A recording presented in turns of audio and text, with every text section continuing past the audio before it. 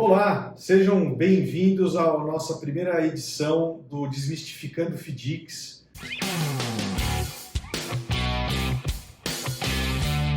A Molinvest, para quem não lembra ou ainda não conhece, nós somos uma gestora, uma asset. Nós gerimos fundos especializados em créditos estruturados e ativos imobiliários. Esse é o nosso nicho, essa é a nossa especialidade. Especificamente hoje a gente vai falar sobre crédito estruturado. Hoje com a gente aqui o David Kim. Crédito estruturado, estamos falando de FDICs. O que são FDICs? Fundo de Investimento em Direitos Creditórios. Hoje a gente vai explicar um pouco melhor o que é, quais são as suas peculiaridades, quais são os tipos de FDIC, se eles têm liquidez, se eles não têm liquidez, quais são os riscos implícitos dentro de um FDIC, qual que é a beleza desse produto, que na nossa opinião ainda é pouco explorado, apesar do crescimento que teve no ano passado. Não tem pessoa melhor do que o David, que trabalha nessa área, nesse mercado há mais de 10 anos, é quem criou toda a parte de processo de análise aqui dentro do escritório e com certeza a pessoa mais qualificada para falar a respeito. Com relação aos nossos produtos, estamos falando de fundos com uma liquidez de 30 dias até 180 dias, com uma rentabilidade de CDI mais 3 até CDI mais 4. Eu acho que hoje, estamos aqui em 2022, o maior crédito diria que é o carro-chefe, por uma questão de histórico, né? O fundo que vai fazer 10 anos em julho e é um fundo que nunca teve uma cota negativa, na verdade ele nunca teve um mês negativo. Então eu acho que aí mostra a boa entrega na gestão com relação ao produto em si. David, quer falar um pouco sobre você? Claro. Bom, olá a todos. Obrigado aí pela oportunidade de falar um pouquinho mais sobre mim, sobre a empresa e os produtos. Sou o David, estou aqui desde o início da empresa, fazendo aqui a gestão dos fundos e produtos da Molinvest e sou muito focado aqui na área de gestão, principalmente na classe de crédito estruturado, que vamos falar um pouco mais através da matéria que foi escrita. Perfeito. Vamos falar um pouco aqui sobre a matéria. Esse é o objetivo, é trazer um pouco mais de fluidez na parte técnica que a gente acaba colocando aqui, por mais comercial que a gente tente ser, ou traduzir isso de uma forma simples, eu acho que a melhor forma é falando. Bom, David, vamos começar falando hoje. O mercado de renda fixa, de investimentos estruturados, ele está dividido em 3 classes, né? Os FDICs, obviamente, que é o foco hoje da conversa, os fundos de investimento em participação e os fundos de investimento imobiliário. Os imobiliários aí está mais na moda, então as pessoas conhecem, estão falando mais. Mas me conta um pouco para a gente, David, quais são os tipos de FDICs que existem hoje no mercado, como é que a gente acessa eles, enfim, se você puder falar, acho que vamos começar falando um pouco como é que é o tipo deles, acho que era legal. Claro, perfeito. Quando a gente olha a classe estruturada, de acordo com a Ambima, que é o órgão autorregulador da parte de fundos de investimento, a gente está falando aí de 3 classes estruturadas, né? Primeiro, você tem o FIP, que hoje é o maior em termos de volume, né? Representado aí ao redor de 560 bilhões de reais. Aí você tem os FDICs em segundo lugar, algo perto entre 280 e 290 bilhões de reais. E a terceira parte aqui dos estruturados são os fundos imobiliários, né? Muito em voga, que estão ao redor de 210 bilhões de reais. Importante, né? Fundo imobiliário, o valor patrimonial dos imobiliários é menor do que os FDICs. FDIC tem um valor patrimonial maior.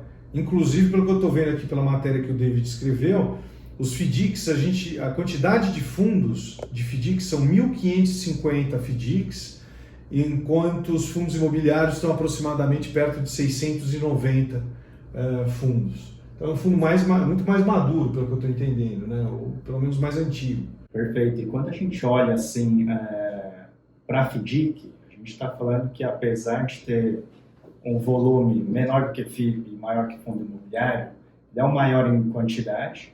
E se a gente olhar a evolução histórica dessa classe de investimento, ela vem crescendo a passos bem largos, né? Então, a captação líquida dessa indústria, ela bateu recorde ano passado, em 2021, né?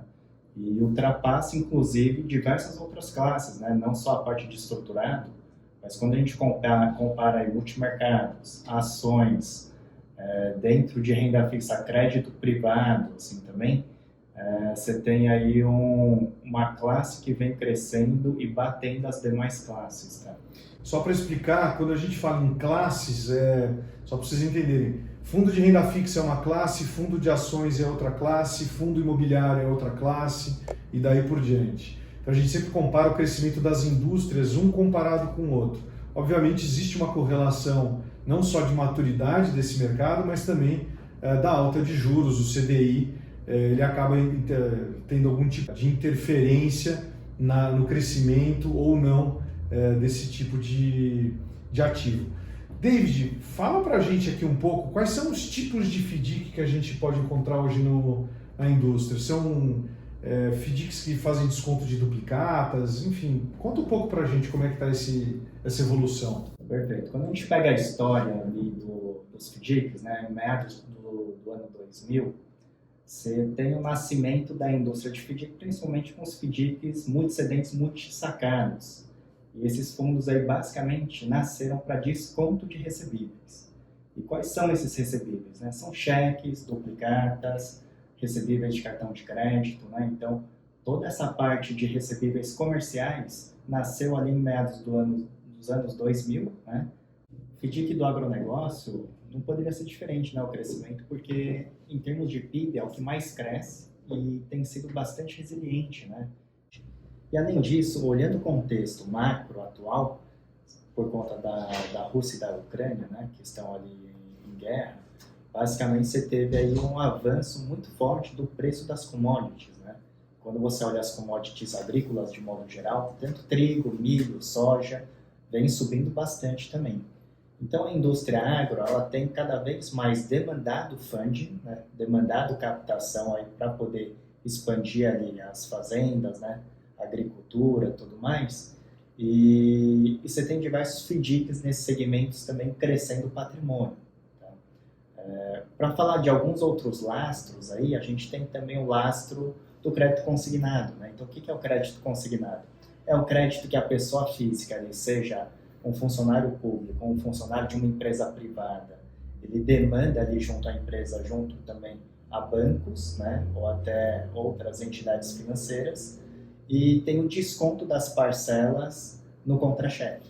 Quando você fala demanda, você é funcionário, eu funcionário, quero pegar um dinheiro emprestado no banco, eu deixo o meu salário, que é o recebível, em garantia para pagar essa dívida. Então o FDIC está correndo o risco da empresa no final das contas. Exatamente. Então o risco ali no crédito consignado, no pagador ali, é a empresa quebrar.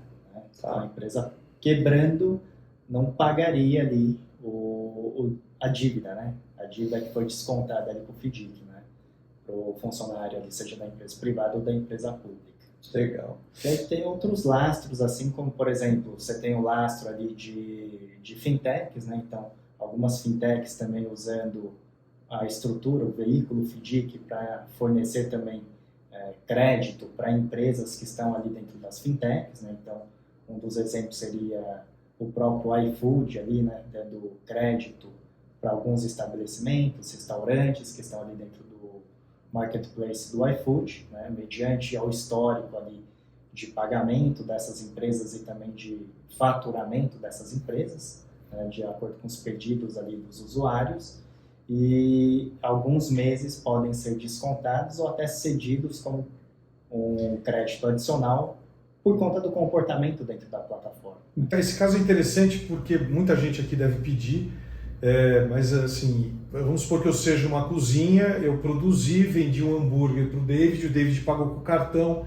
eu só vou receber isso provavelmente daqui 30, 60 dias, depende do acordo que eu tenho com a tal da maquininha. E o iFood, então, pensando nisso, criou um FDIC para descontar esse recebível que eu tenho e me adiantar isso para o dia seguinte ou para daqui 2 dias, com base nesse lastro. Exatamente. Então, diversas fintechs hoje se plugaram ao marketplace do iFood, criando FDICs, e esses FDICs estão dando crédito para esses estabelecimentos, né? Então, eu dei um exemplo aqui do iFood, mas tem também uma lojas americanas fazendo isso, tem outros marketplaces criando essa estrutura através de FDICs também.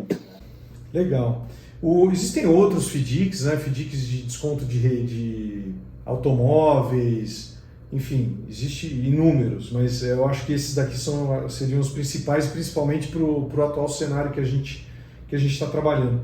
Turma, espero que vocês tenham gostado. Essa é a nossa primeira edição do Desmistificando FDICs.